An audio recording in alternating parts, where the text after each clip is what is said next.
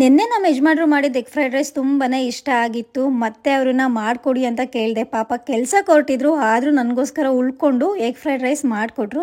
Egg ಖಾಲಿ ಆಗಿತ್ತು ಅಂತ ಅಂಗಡಿಗೆ ಹೋಗಿ ತೊಗೊಬಂದೆ. ನೋಡಿ ನಮ್ಮ ಯಜಮಾನ್ರು ಏನು ಮಾಡ್ತಿದ್ದಾರೆ, ಎಗ್ನ ನನ್ನ ತಲೆಯಲ್ಲಿ ಹೊಡೆಯೋ ಪ್ರಯತ್ನ ಮಾಡ್ತಿದ್ದಾರೆ.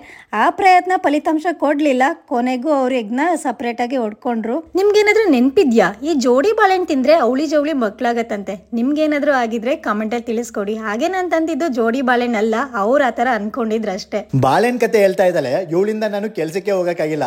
ಇವಳಿಗೋಸ್ಕರ ನಾನು ಮನೆಯಿಂದನೇ ಕೆಲಸ ಮಾಡೋದಾಯ್ತು. ನೋಡಿ, ಐಸ್ ಕ್ರೀಮು ಒಂದ್ರ ಮೇಲೆ ಒಂದು ಕೊಡ್ತಾನೆ ಇರ್ತಾಳೆ. ನಾನು ಹೆಂಗೆ ಡಯಟ್ ಮಾಡೋದು? ಹಿಂಗೆ ಆದ್ರೆ ನಾನು ದಪ್ಪ ಆಗ್ತಾನೆ ಇರ್ತೀನಿ. ನಿಮ್ ಯಾರು ನೋಡ್ಬೇಕೀಗ ಸಣ್ಣಾಗಿ ತಿನ್ಕೊಂಡು ಉಣ್ಕೊಂಡು ಗುಂಡ್ಗುಂಡಕ್ಕೆ ಚೆನ್ನಾಗಿರಿ. ಹೌದಾ, ಸರಿ, ನಾನು ಚೆನ್ನಾಗಿರ್ಬೇಕಲ್ವಾ? ಅದಕ್ಕೆ ಐಸ್ ಕ್ರೀಮ್ನ ಜಾಸ್ತಿ ತಿಂದು ಇವಳು ಸ್ವಲ್ಪನೇ ಕೊಟ್ಟಿದ್ದೆ. ಅವ್ಳ ಫೇಸ್ ರಿಯಾಕ್ಷನ್ ನೋಡಿ ಹೇಗಿದೆ ಅಂತ. ಇವತ್ತು ನನ್ನ ಮನೆಗೆ ಫ್ರೆಂಡ್ ಬರ್ತೀನಿ ಅಂದಿದ್ದ. ಅವನಿಗೋಸ್ಕರ ಚಿಕನ್ ತರಕೋದು. ಈ ಅಂಗಡಿನಲ್ಲಿ ಚಿಕನ್ ಸಿಗ್ಲಿಲ್ಲ ಅಂತ ಇನ್ನೊಂದು ಅಂಗಡಿಗೆ ಹೋದು. ಈ ಕೋಳಿನ ನೋಡಿ ಪಾಪ ಚಿಕನ್ ತಗೊಳ್ಳೋಕೆ ಮನಸ್ಸೇ ಬರಲಿಲ್ಲ. ಅದಕ್ಕೆ ಚಿಕನ್ ಕ್ಯಾನ್ಸಲ್ ಮಾಡಿ ಎಳ್ನೀರು ಕುಡಿಯೋಕೆ ಹೋದು. ಎಳ್ನೀರ್ ತಾತಂಗೆ ಗಂಜಿ ಎಳ್ನೀರು ಕೇಳಿದೆ. ಅವ್ರಿಗೆ ನಾನು ಹೇಳಿದೊಂದು ಸ್ವಲ್ಪನೂ ಅರ್ಥ ಆಗಲಿಲ್ಲ. ಅವ್ರು ಕೊಟ್ಟಿದ್ದೆ ಕುಡ್ಕೊ ಬಂದ್ವಿ.